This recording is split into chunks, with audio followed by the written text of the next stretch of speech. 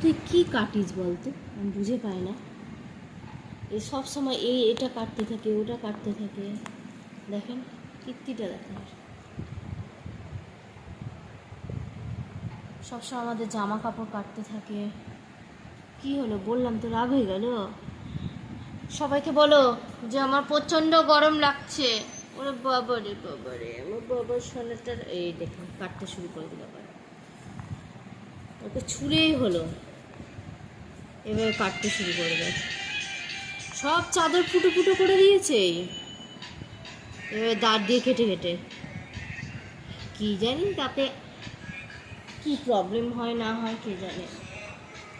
না বাবা, আমার সোনা, এটা আমাদের বাড়ির সোনা, এটা আমাদের বাড়ির সোনা, এটা আমার বাড়ির সোনা না বাবা।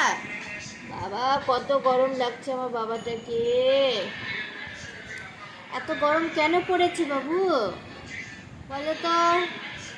যে সবাই গরমে কেমন আছেন? আমার অবস্থা একদম টাইট হয়ে গেছে গরমে, আর ভালো লাগছে না গরম।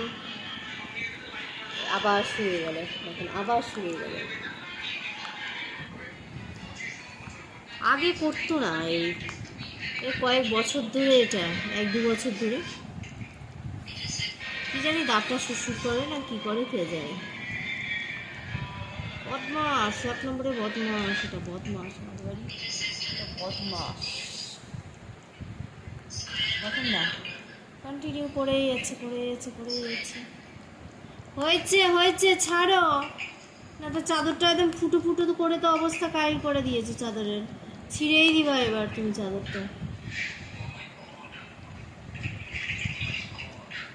এরকমই করে যাবে বদমাসটা।